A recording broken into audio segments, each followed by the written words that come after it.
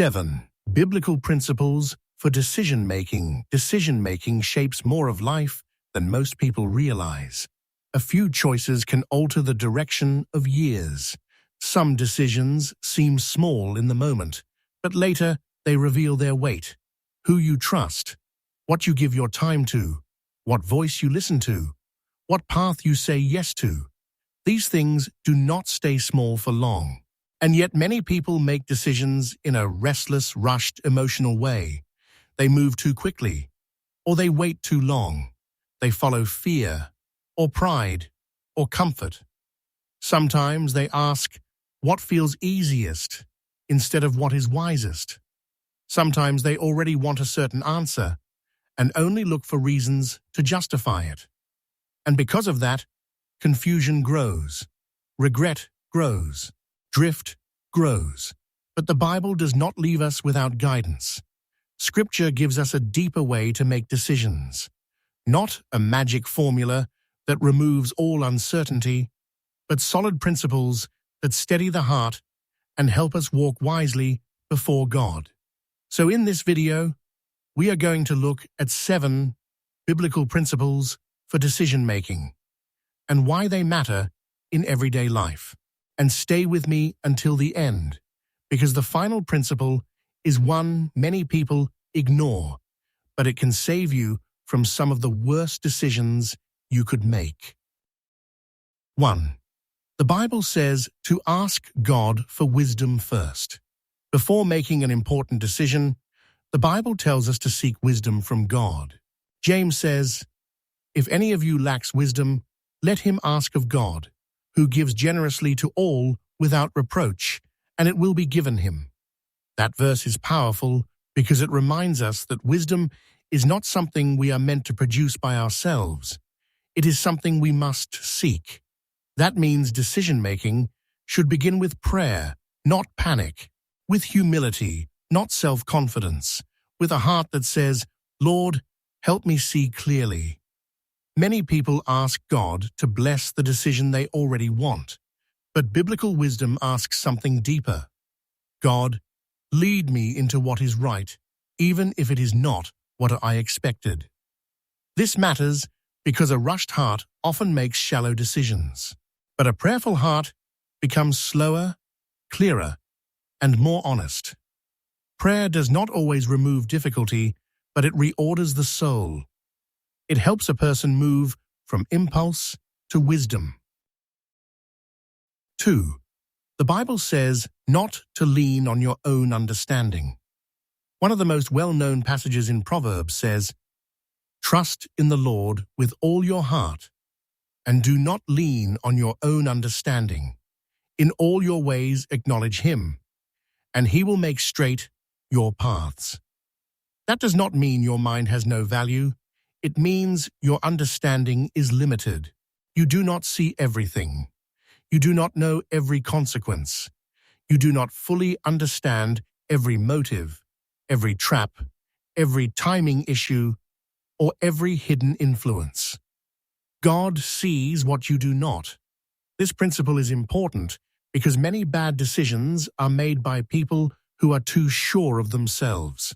Pride says, "I already know enough." Humility says, "I may be missing something."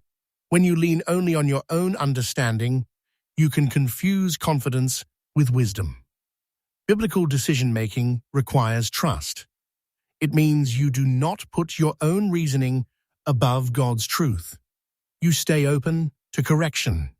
You stay alert to your blind spots. And you remember that intelligence alone is not the same as wisdom. 3. The Bible says to measure your path by God's word.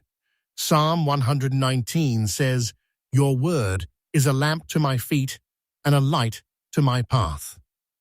That means Scripture does not only inspire us, it guides us. It gives moral clarity. It exposes compromise. It shows us what kind of path we are really choosing. When facing a decision, one of the best questions you can ask is this: does this choice move me closer to obedience, truth, purity, honesty, and faithfulness, or away from them. A decision may look attractive outwardly, but if it pulls you away from what God has clearly said, then it is not a wise path. This protects us from a very common mistake, treating personal desire as guidance. Just because you want something badly does not mean it is right for you. Just because an option is open does not mean it is blessed. Scripture helps separate what is merely possible from what is truly wise. God's word may not answer every detail of every decision, but it gives the moral framework that keeps us from wandering into darkness while calling it freedom. 4. The Bible says wise counsel matters. Proverbs says, "Without counsel plans fail, but with many advisers they succeed." That principle is deeply practical. Sometimes the right decision becomes clearer when it is tested in honest conversation with wise people. This does not mean asking everyone for opinions. It means seeking counsel from people who are grounded, mature, and able to tell you the truth. Not just people who always agree with you. Not just people who tell you what feels good. Wise counsel is valuable because it reveals what emotion often hides. Sometimes another person can see pride in our reasoning, fear in our delay, or danger in a path we are trying to romanticize, and that can be a gift. Many people would avoid painful mistakes if they were willing to bring important choices into the light. Decision-making becomes dangerous when it is isolated, especially when the heart is already attached to a certain outcome. Wise counsel can slow you down, sharpen your thinking, and protect you from self-deception. 5. The Bible says to look at the fruit of a choice. Jesus taught that a tree is known by its fruit. That principle applies powerfully to decision-making. One of the best tests for any path is this: what kind of fruit is this likely to produce? Will this decision produce peace, integrity, faithfulness, and stability? Or will it likely produce confusion, compromise, chaos, dishonesty, and regret? Every path leads somewhere. Every repeated choice creates fruit over time. This is important because people often make decisions based on short-term relief instead of long-term fruit.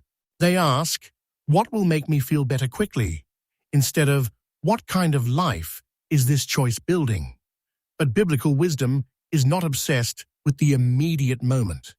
It considers direction, consequence, and character. A choice may offer quick pleasure, but bad fruit. It may offer comfort now, but weakness later. Or it may feel difficult at first, and yet lead to something deeply good. Wise decision-making learns to look beyond the first feeling and ask what the harvest will be. 6. The Bible says, peace is not the same as convenience. Colossians says, let the peace of Christ rule in your hearts. Many believers speak about following peace, but this must be understood carefully. Biblical peace is not the same as choosing the easiest option. It is not the same as avoiding difficulty, and it is not the same as doing whatever causes the least discomfort. Sometimes the right decision is hard. Sometimes obedience costs something. Sometimes truth creates tension before it creates peace. So the question is not, which option feels easiest? The question is, where do I find deeper peace before God? A person can feel temporary relief by choosing the path of avoidance, compromise, or delay, but that is not the peace of Christ. Real peace is steady. It does not depend on escape. It comes from alignment with God, even when the road ahead is costly. This principle matters because many people confuse convenience with guidance. But the easiest option is not always the holiest. Sometimes true peace comes after the hard yes, not before it.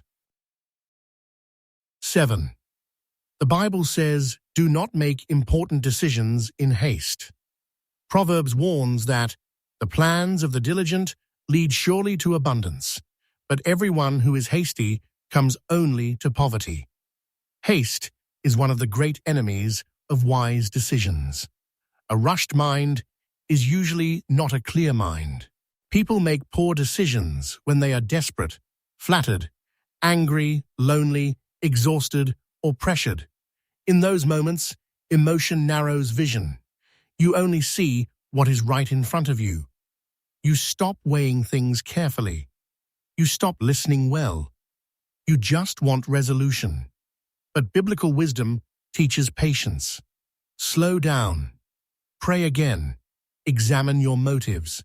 Bring the decision into the light. Ask whether you are being driven by fear, ego, urgency, or temptation. Some doors feel urgent precisely because there is not enough depth behind them.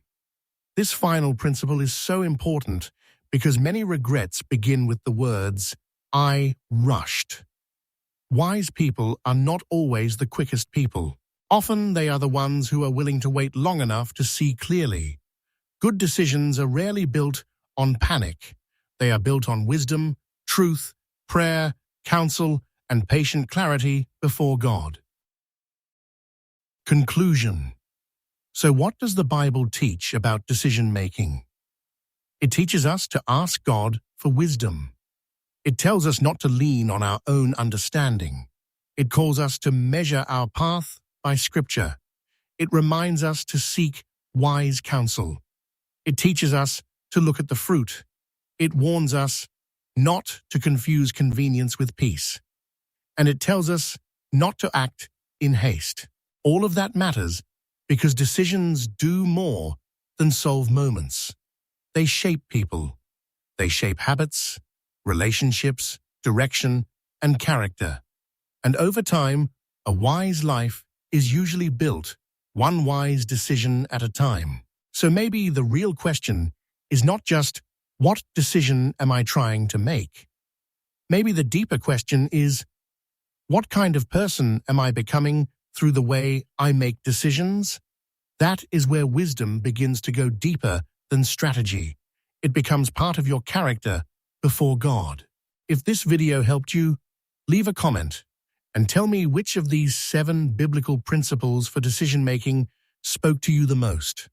And if you are facing a decision in your life right now, you can share that too. If you want more calm, practical, scripture-rooted reflections like this, subscribe to Timeless Audio Reads, like this video, and share it with someone who may need it. Thank you for listening, and I will see you in the next one.